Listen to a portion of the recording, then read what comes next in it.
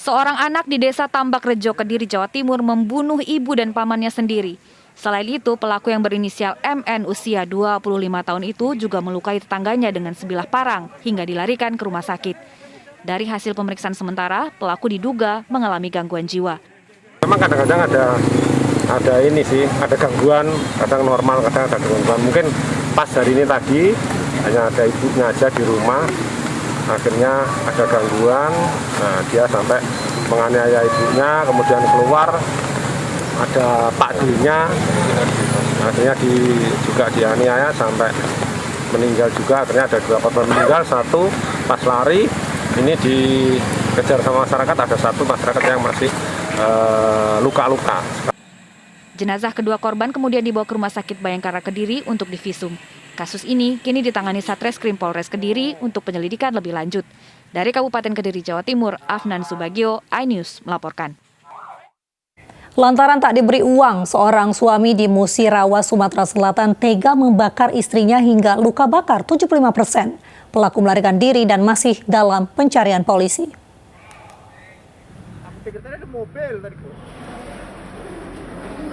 Fatimah, warga desa Triwikaton, Musirawas, Sumatera Selatan kini harus dirawat di ruang isolasi Rumah Sakit Siti Aisyah, Lubuk Linggau akibat luka bakar yang dideritanya.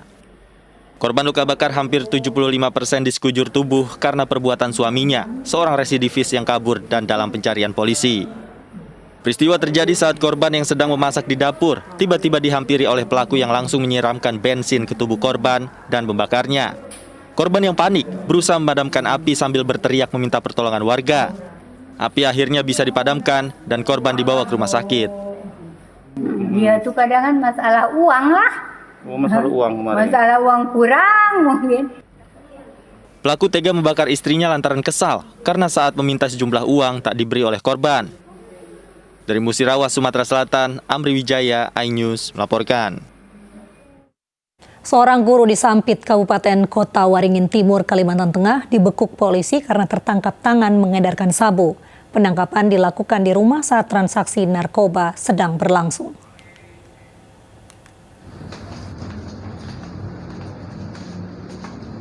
Anggota Satuan Narkoba Polres Kota Waringin Timur, Kalimantan Tengah membekuk seorang guru perempuan karena mengedarkan narkoba jenis sabu. Penangkapan pelaku berawal dari laporan masyarakat. Tersangka merupakan guru berstatus pegawai negeri sipil yang mengajar di salah satu sekolah menengah pertama di Kecamatan Cempaka.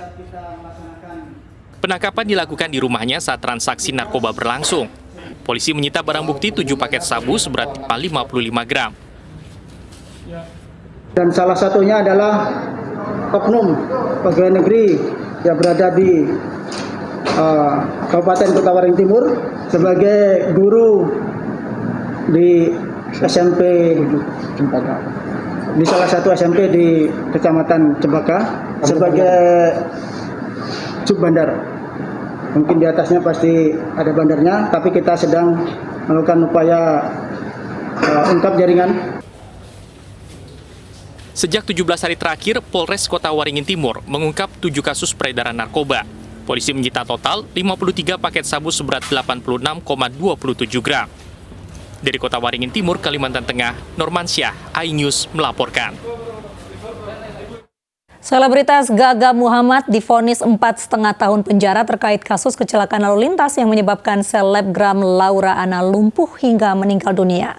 Gaga Muhammad juga dikenakan denda 10 juta rupiah. Terdakwa kaum sabda Allah Muhammad oleh karena itu dengan pidana penjara selama 4 tahun dan 6 bulan. Majelis Hakim Pengadilan Negeri Jakarta Timur menjatuhkan vonis 4,5 tahun penjara dan denda 10 juta rupiah kepada Gaung Sabda Alam atau Gaga Muhammad karena dinyatakan terbukti bersalah dan lalai dalam mengemudi. Tindakan Gaga menyebabkan selebgram Laura Anna lumpuh hingga meninggal dunia. Vonis yang dijatuhkan hakim sama seperti tuntutan jaksa penuntut umum. Namun pengacara Gaga Muhammad menyampaikan ingin mengajukan banding atas putusan vonis hakim kepada kliennya. Putusan itu Anda sudah dengarkan sendiri, mana majelis hakim memutuskan 4 tahun 6 bulan. Saya sudah bilang sama Gaga untuk berpikir-pikir, artinya kami punya waktu 7 hari untuk mengambil sikap. apakah banding atau tidak, tapi besar kemungkinan kita akan mengajukan banding. Sementara Greta Iren, kakak Laura Anna, mengaku puas atas putusan dari Hakim Ketua. Ya, aku cuma bisa bilang makasih kepada Pak Hakim karena sudah memberikan keadilan buat Laura. Cukup. Dengan yang Pak Hakim berikan itu sudah,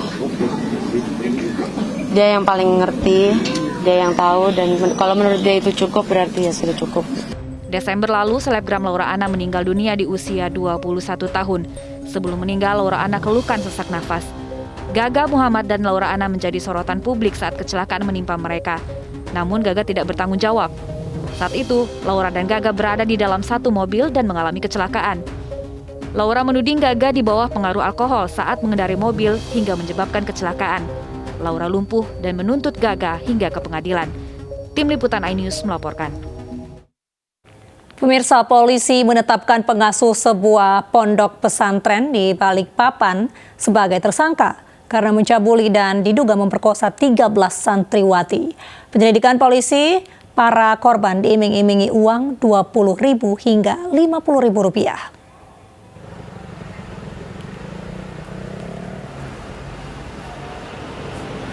Pengasuh pondok pesantren di Balikpapan berinisial M telah ditetapkan sebagai tersangka dan ditahan sejak 14 Januari lalu.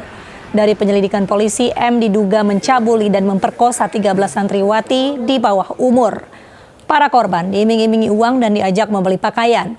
Perbuatan asusila ini dilakukan di dalam mobil dan tempat mengajar tersangka. Hingga saat ini sudah ada 4 korban yang melapor.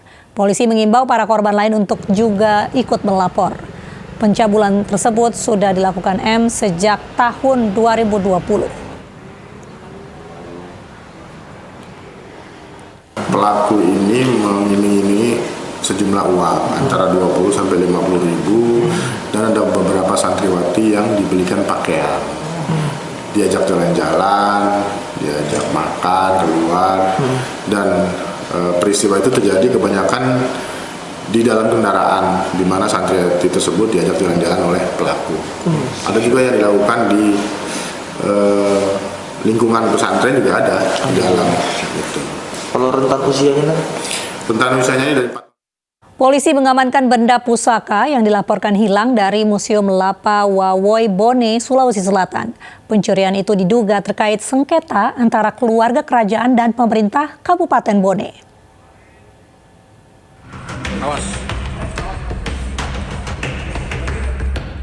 Ratusan benda bersejarah yang raib dari Museum Lapa Wawoi Bone, Sulawesi Selatan telah ditemukan dan diamankan di Polres Bone. Benda-benda pusaka ini diamankan polisi dari rumah salah satu warga berinisial AA di Kelurahan Apala, Kecamatan Barebo, Bone. Hingga saat ini belum ada tersangka dalam kejadian ini. Polisi masih melakukan penyelidikan dengan memeriksa sejumlah saksi, termasuk mendalami dugaan keterlibatan orang dalam. Tersangka? Sampai ini kami belum bisa menetapkan sebagai tersangka karena masih memeriksa saksi-saksi, karena masih ada dugaan-dugaan yang perlu kami periksa, baik dari pemerintah maupun dari pengelola dari Museum Lapa Wawoi, dalam hal ini Dinas. Sebelumnya, ratusan benda bersejarah yang disimpan di Museum Lapa Wawoi, Kabupaten Bone, hilang. Pencurian ini diperkirakan terjadi pada Sabtu malam. Benda yang hilang merupakan aset pemerintah Kabupaten Bone yang telah bersertifikat nasional dan memenuhi syarat sebagai benda peninggalan sejarah. Dari Bone, Sulawesi Selatan, Bulan Sri Indramaya, iNews melaporkan. Polisi telah menangkap penusuk anggota TNI di Waduk Pluit, Penjaringan, Jakarta. Burhanuddin, yang merupakan pelaku utama saat ini, telah diserahkan ke pihak Polda Metro Jaya untuk diproses lebih lanjut.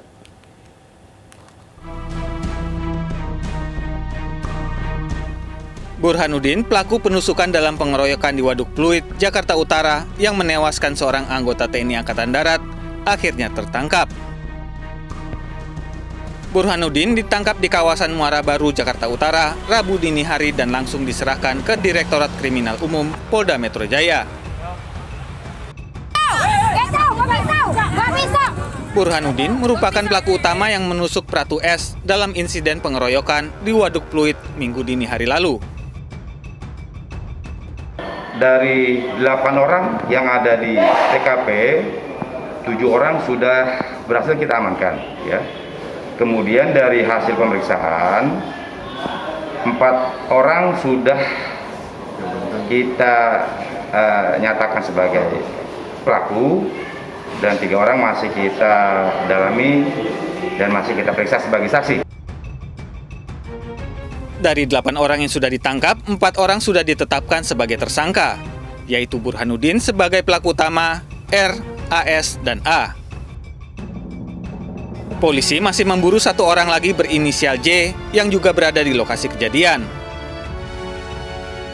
Dari Jakarta, Vendra Kurniawan, iNews melaporkan. TNI Angkatan Laut menangkap 8 kapal klotok dengan 47 ABK pencuri batu bara di perairan Sungai Mahakam. Pencurian dengan cara memindahkan dari tongkang ke kapal klotok.